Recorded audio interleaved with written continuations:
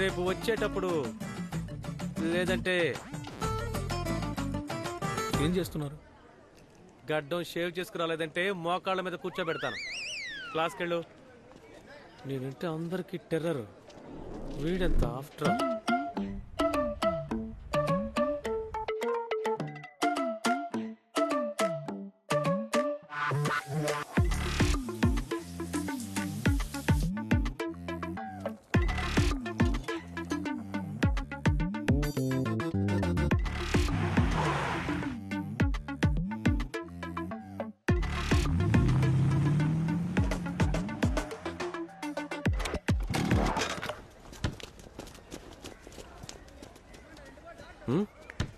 ఏయ్ పైకి లేరా.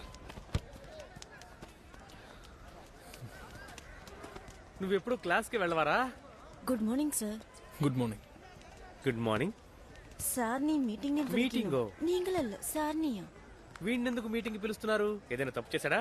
రాయ్ సార్ ఆరాన్ അറിയും. ఆరాను చైర్మన్ అండ్ మరుమనా sir. Sir I'm coach Arya. Kocharya అంటే? Coach Arya. Coach Arya.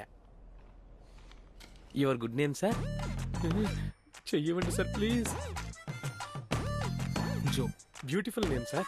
That is not my issue. Please sit down.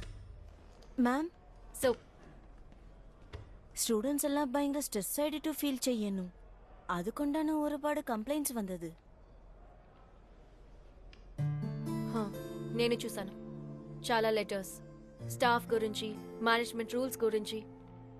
పర్టిక్యులర్గా ఈ లెటర్ నన్ను టార్గెట్ చేసి రాశారు. కరెక్ట్. నేను వచ్చిన ఈ 3 months స్కూల్ లాగా ఉందని చెప్తున్నారు. Absolutely. And they are asking me to leave this college.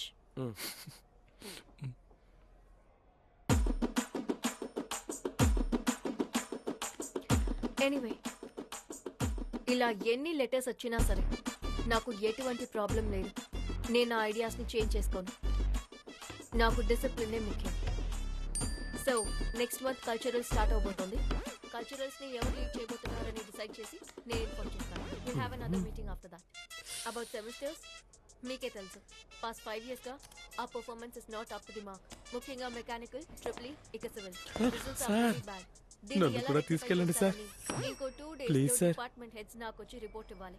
అయ్యో. 2 days ఎక్స్క్యూజ్ మీ.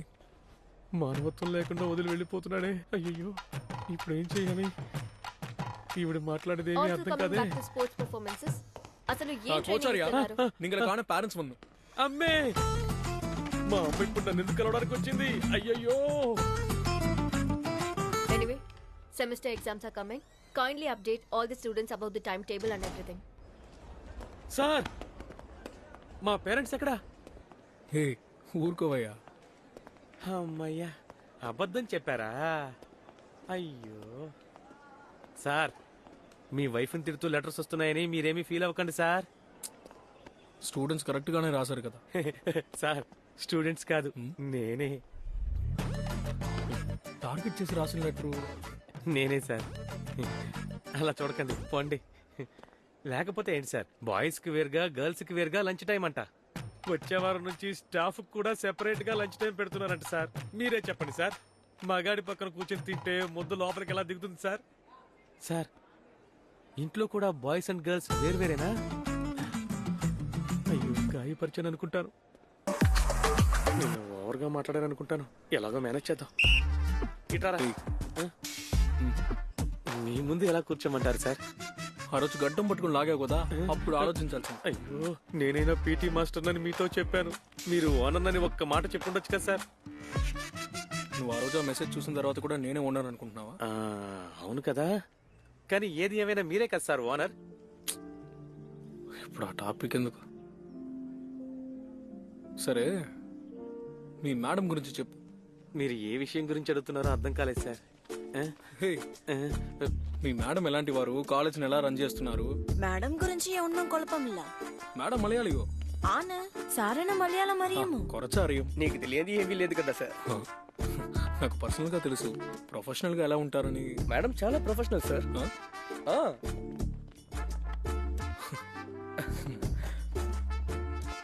వెళ్ళి మీ పని చూసుకోండి వివేక్. Okay sir. ఆ, మీరు మేనేజ్మెంట్ గురించి అడుగుతున్నారా సార్? ఆ. నిజానికి ఆవిడ వచ్చిన తర్వాతే సార్ స్టూడెంట్స్, టీచర్స్ అందరూ చాలా డీసెంట్ గా నడుచుకుంటున్నారు.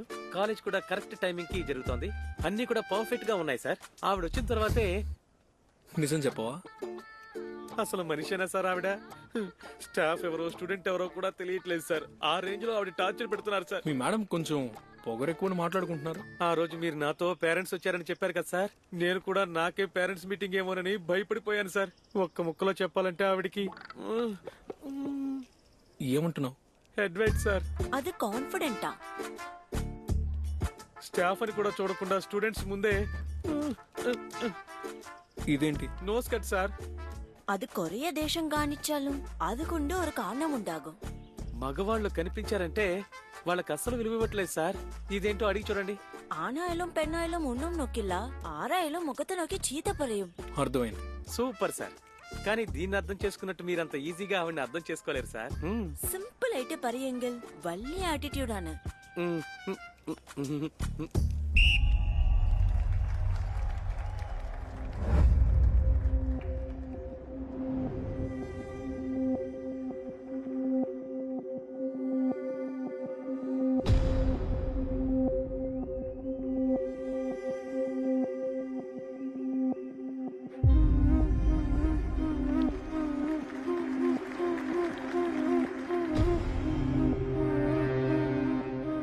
హే, ఏమైనా ఇన్ఫర్మేషన్ దొరికిందా? శృతి 10 years అవుతుంది. వాడు ఎక్కడికి వెళ్ళాడు ఏంటి వాడి గురించి ఏం తెలియట్లేదు.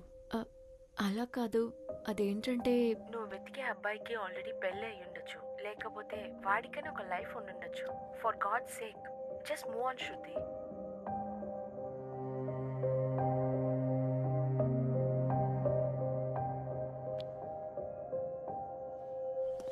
ఏమా ఏంటి డాన్స్ చేస్తున్నావు?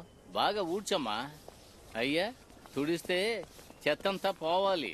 వస్తూనే ఉంది. అరే చెబుతుంటే విన.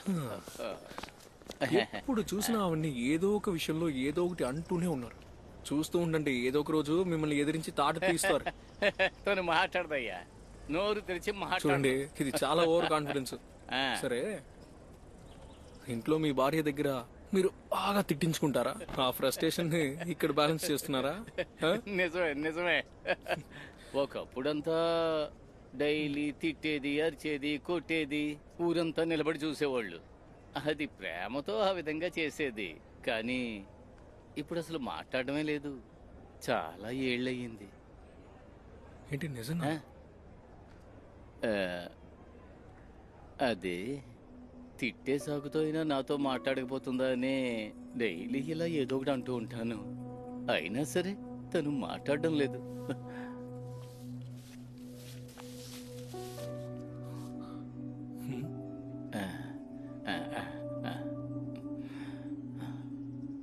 ఏమైంది?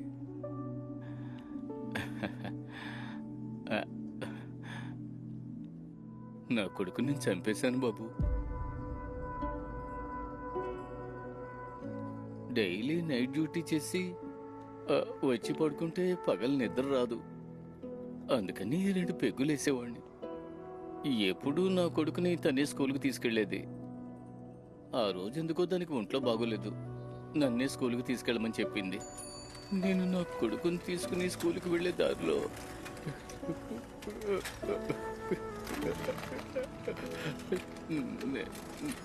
నేను తాగున్నాను కదా.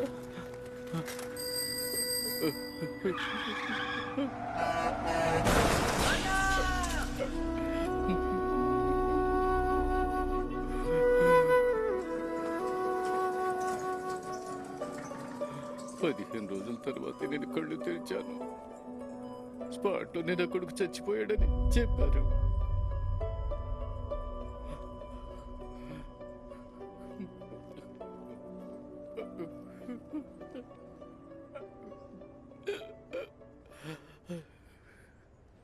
నా కొడుకుని నేనే చంపేశానయ్యా.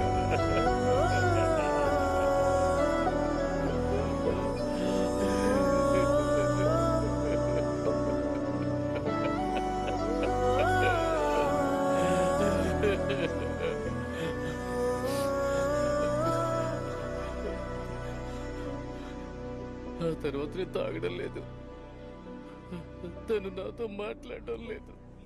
సర్లే, తనని పక్కనే ఉండి చూసుకోవచ్చు కదా, అప్పుడైనా నాతో మాట్లాడుతుందని. తను పనిచేసే చోట్లోనే నేను కూడా పనిలో చేరాను, కానీ తను నన్ను పట్టించుకోవడం లేదు, మాట్లాడమే లేదు. 22 ఏళ్ళు అయ్యింది.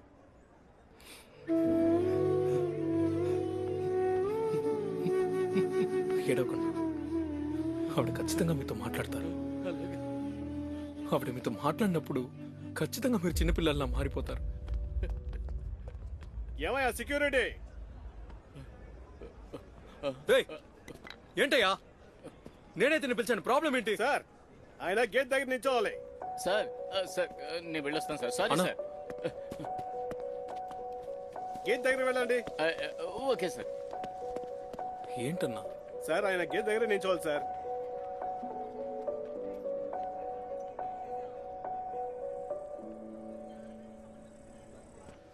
సార్, మేము మీకోసం వెతుకుతుంటే మీరు ఇక్కడ స్మోక్ చేస్తున్నారేంటి?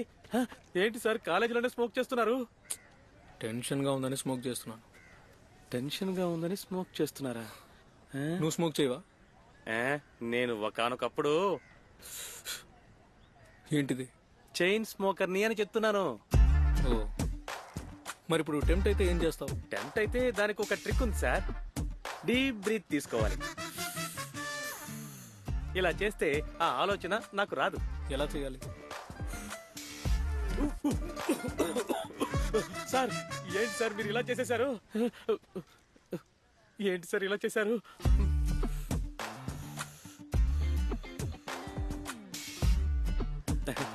బాగుంది సార్. ఇంకోసారి పీల్చుకో. అది చాలా కాలంగా కొట్టలేదు కదా, అందుకే గిర్రమంటోంది.